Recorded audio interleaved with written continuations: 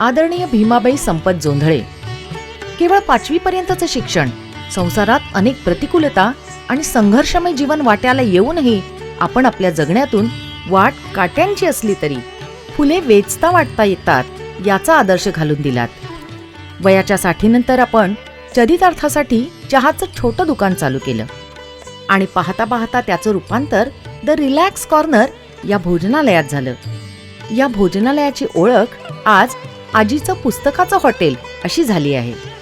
हॉटेलच्या परसदारी आपण अक्षरबाग फुलवलीत. थोर साहित्यिकांच्या प्रतिकृती प्रकाशदिवे स्वरूपात आज तिथे तेजाळत आहेत.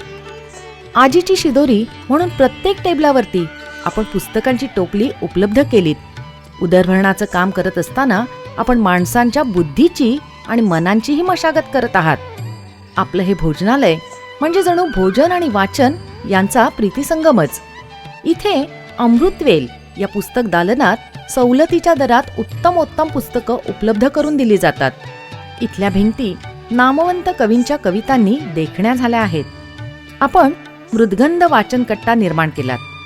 आज अनेक विद्यार्थी तिथे येत आहेत. आपण अनेक शाळा, आश्रमशाळा, रुग्णालयांना पुस्तकं भेट देत असता.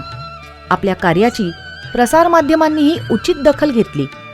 आपल्याला आजवर 90पेक्षा अधिक पुरस्कार लाभले. आपल्या या प्रेरणादायी कार्यासाठी आपल्याला महाराष्ट्र शासनाच्या वतीनं कविवर्य मंगेश पाडगावकर मराठी भाषा संवर्धक पुरस्कार प्रदान करताना आम्हाला अतिशय आनंद होत आहे.